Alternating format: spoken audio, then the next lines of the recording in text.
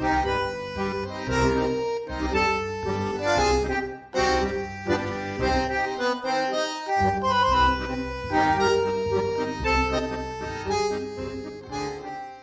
primeira coisa que precisa se dizer é que o Gabriel Boric não é um presidente de esquerda.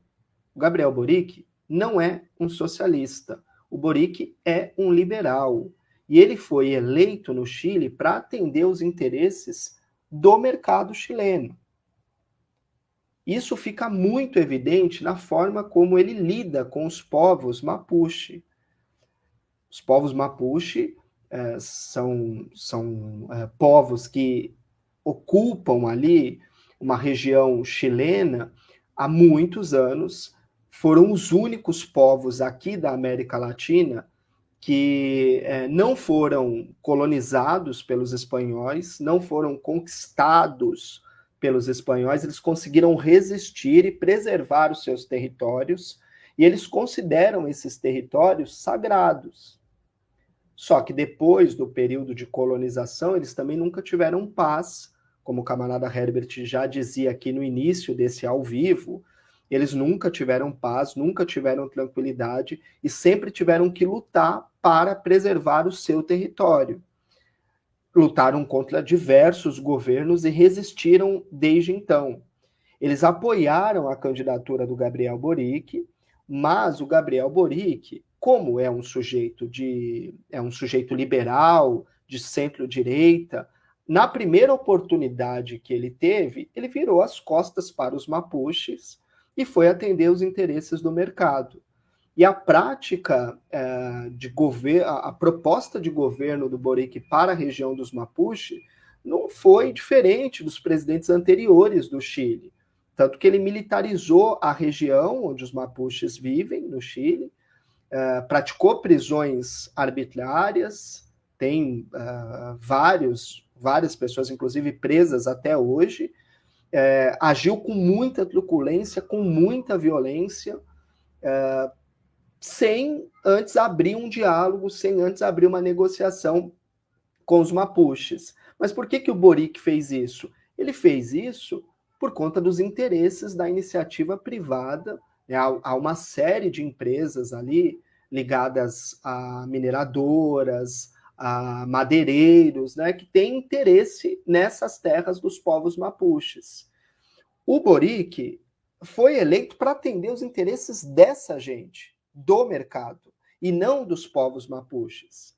Portanto, ele agiu com toda a violência do mundo assim que se tornou presidente, porque os mapuches endureceram, eles evidentemente não vão abrir mão das suas terras, eles estão lá há muitos séculos, consideram aquelas terras sagradas, resistiram ao Império Espanhol, e não é agora, num governo de um liberalzinho, como é o Gabriel Boric, que eles vão perder os seus territórios.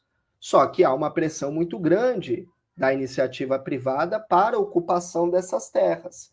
E essa pressão, vocês sabem muito bem, ela não é uma pressão só construída a partir de discursos, é uma pressão física. Né? Então, há uma opressão aos povos mapuches. Os mineradores, eles agem com violência na região. E o governo Boric age da mesma forma, colocando a polícia do exército lá na região, prendendo, como eu disse, de maneira arbitrária. Então, com isso, houve uma rebelião por parte dos mapuches, eles são extremamente organizados, e no último dia 10, o Boric foi até esse território mapuche, foi até a região, que é uma região chamada de Araucânia. Ele foi até essa região para tentar supostamente dialogar, né? Mas na verdade não houve diálogo nenhum. O Boric deu declarações desastrosas ali, porque ele disse que os mapuches, ou parte deles, né, que resistiam aos protestos com violência, eram terroristas, comparou isso ao que acontecia na Alemanha nazista, né? Ele fez uma série de declarações absurdas mesmo, porque, evidentemente, há uma resistência por parte dos mapuches, que são muito organizados, E essa resistência não é uma resistência pacífica também. Há uma violência por parte do Estado para que o território deles seja controlado pelo Estado, pelas empresas. Os mapuches não aceitam isso e reagem com força também. E então o Boric começou a criticar essas manifestações que são violentas e começou a comparar com manifestações nazistas, né? O que é absurdo, né? Demonstra uma falta de conhecimento histórico absurdo também, porque os mapuches não querem destruir ninguém, eles querem as terras deles preservadas, é isso que eles estão buscando ali, né? Então a visita do Boric à região foi péssima, ele não foi recebido pelos mapuches, muito pelo contrário, houve uma série de protestos lá. Mas por que ele foi, sabendo que as coisas não caminhariam bem? Porque havia uma pressão da iniciativa privada para que ele fosse até o território dos mapuches para tentar negociar, para mostrar a força do seu governo, etc. A medida foi péssima, porque deixou os mapuches mais indignados, mais irritados, e, ao mesmo tempo, tornou pública uma declaração, inclusive, da organização principal ali, a mais antiga dos mapuches, e eles emitiram uma nota dizendo que não vão negociar enquanto a área estiver militarizada, enquanto as pessoas que foram presas indevidamente não forem soltas, né? Não receberem o direito à sua liberdade. Ou seja, ele tornou a situação ainda pior do que já estava, né? Mas por que ele foi lá? Eu repito, ele foi lá para acenar para as empresas que querem ocupar essas áreas sagradas para os mapuches. Ele é cobrado, evidentemente, para resolver essa situação, mas resolver essa situação é desapropriar as terras dos mapuches para que a iniciativa privada possa ocupar a região. Mais ou menos também o que tem ocorrido, o que está acontecendo lá na Argentina, do Alberto Fernandes. Nós temos vídeos aqui no canal a respeito desse assunto também. O fato é que o Gabriel Boric, eu nem posso chamá-lo de decepção, porque o Gabriel Boric sempre foi isso mesmo.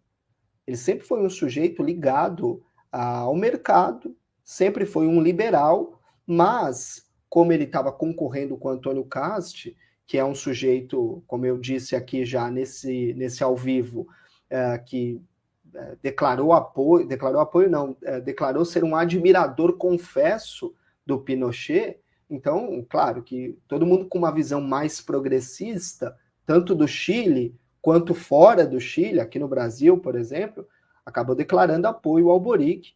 Mas o problema é que alguns ainda acham que o Boric pode levar o Chile a uma condição social mais justa, que o Boric pode superar as desigualdades sociais, pode frear o capitalismo predatório a qual a população do Chile é submetida. E o Boric não pode, e eu me arrisco a dizer que ele não deseja fazer isto.